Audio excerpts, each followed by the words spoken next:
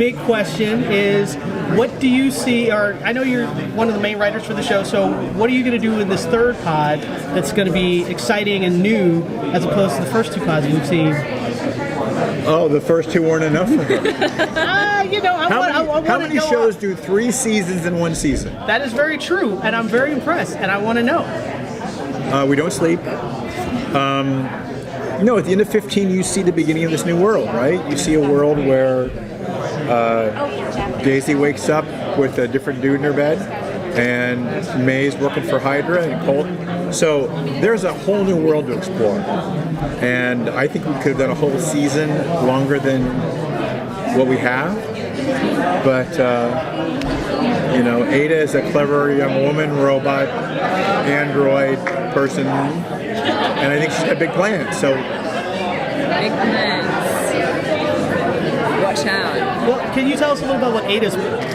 How do you like playing the different versions of Ada? You have the straight up robot version of Ada, then you have the evil, I think of her as a little evil, head of Hydra. Like, how are you playing those two characters? Before she can I give her props, because to come on, and we were doing this before Westworld, and we were like, okay, and just finding, and when we were casting and Mallory came in, and there was this real simplicity to it that it didn't feel fake, but it felt very controlled, and because she has to be good enough to pass, right.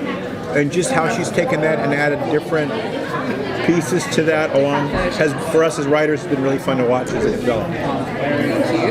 Now you can answer the other thing, but I thought I should shower you with nice things first. Oh, that's very sweet. I've so enjoyed being able to play so many different versions of Ada, because when I started, I honestly thought it was just, an android, artificial intelligence that would only go so far, but props to the writers, because they've just created this amazing arc, and now being Madame Hydra is the coolest thing ever to be a Marvel supervillain. It's incredible. Every actor always wants the chance to find different things in every character, and I've been able to have that opportunity. So. You got to play the human version finally. Was it a relief just to be able to use your regular accent? Yes. I think I freaked a couple of people out at the table read when we read that episode, because I always keep my American accent on all set. day. So good morning is good morning, not good day. Yeah. And all day is Mallory's you hear on screen. And so when we had an Australian character, we did that on purpose, just to hear her Australian accent. And it was either that or take me out for a few drinks, and then it would come out. But the idea to hear how she really, because I've heard her speak in her Australian accent more today than I have all season. And so it's been we're all going, oh, hello. I know, everyone looks at you differently. It's nice to meet you. AI characters that you've looked at to research for to kind of influence how you portray it? There was a few, but I think the main thing I kind of drew from is experiencing things for the first time, like a child, and trying to understand things, and kind of that youthful innocence. And really, she's just processing everything for the first time, and that's kind of what I drew from with the character. I also see this predatory bird. Mm-hmm. Really? Yeah, when I'm watching it, just the way you go. I go, there's a raptor in there who's going to tear somebody. Yeah, Well, I did focus on the movement side of things as well. There are just certain moments you do, and I feel like it's like a bird of prey or something. Everything's very direct. Yeah. If she's talking to someone, she'll really focus everything on that, and it's very creepy. Yeah. Disney does such a good job of tying together universes. What is it like to write, to tie together the Marvel universe? It's always a challenge, and one of our challenges is all the different Marvel things. Some are owned by different people, and so we kind of have to take our different toys that we're given and find ways to weave them in. But we try and do as much of that because we know the fans really love doing that. What do you think was going through Ada's mind when she decided to kill her creator? I think she saw a loophole. She's smart.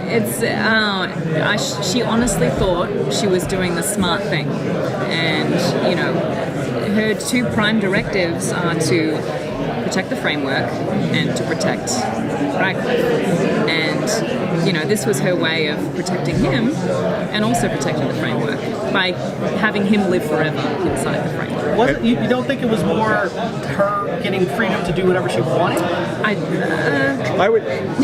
Yes. Please. No, but here's the thing.